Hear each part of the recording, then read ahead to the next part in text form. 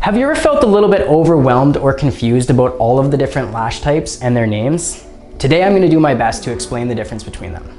The most important thing that I should mention first, however, is that there's no standard or regulatory body that is setting requirements as to in order to call your lash mink or silk or cashmere, it has to meet these specifications. So every company is going to be slightly different. And in many cases, you might buy silk from one company and another company, their silk is more like the other one's mink. So there's no 100% standard and all companies are going to be a little bit different. But that said, there is kind of a basic guidelines that most large companies follow. And that's what I'm going to explain today. So the first thing that I should talk about is what are lashes made of? So I'm happy to report that no lashes are actually made from mink. A question that we regularly get to our email or our Instagram is, I have a client and they're allergic to cats, and are your mink gonna be okay? Are they gonna be safe for them? Or, hey, are your lashes real mink? No, they're not real mink, and any reputable company is not selling real mink. They're selling PBT lashes, and therefore 99.9% of lashes available in North America are going to be vegan, as they're also not tested on animals. So when you see vegan or cruelty-free, this is mostly just a marketing tactic. That said, I have to say it or someone's gonna say it in the comments, there are small boutique type shops that you can still buy mink or fox fur from, but the curl's not gonna last as well and they're not gonna be as easy to work with, and it's gross. So what are they made from then? Lashes are typically made from PBT or acrylic. The majority of them will be made from PBT, which is what you want to be using. It's by far the highest quality and what all of the main companies are using. So PBT in its pure form looks like this. So in its pure form, it's a semi-translucent resin, which unfortunately means it will scatter some light under certain lightings and under certain angles. So that's the one con of PBT that acrylic actually has as a pro. So acrylic can be truly black and it can be under all lighting, it can be black, but that's largely offset from the fact that everything else about acrylic is a con.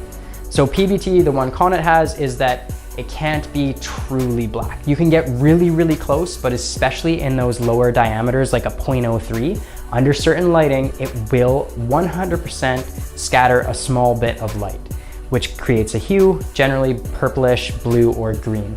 So if you're using acrylic lashes, they're going to feel a lot more plastic. PBT is gonna feel a lot more natural and high quality, and the curl's gonna last a lot better and be consistent on a PBT, whereas acrylic lashes, they'll lose their curl. They won't be consistent, so the C curl that you order every time is not always going to be the same. It's a super volatile and unstable material, and they're also going to, over time, the tips of them might become a little bit gray, and that's an indicator that your lashes are acrylic, unfortunately. So that said, most lashes are PBT. Now, on to the next part. Mink versus silk.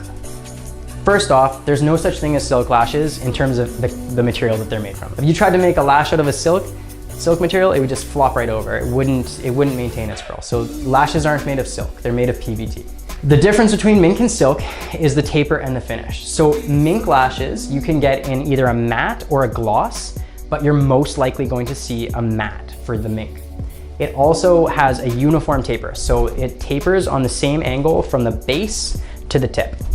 Whereas silk generally has more of a sheen finish, somewhere between gloss and matte, and the tip is where it starts tapering. So it's going to have a uniform width for most of the way, and then partway down, it's going to start tapering, which therefore means that silk is more likely to be a little bit heavier than mink. So mink is going to be the lighter of the two between mink and silk. A lot of people sometimes think silk is lighter just because it sounds light, but it's actually not. And again, this isn't always the case for all companies. This is just a general guideline that most large companies follow.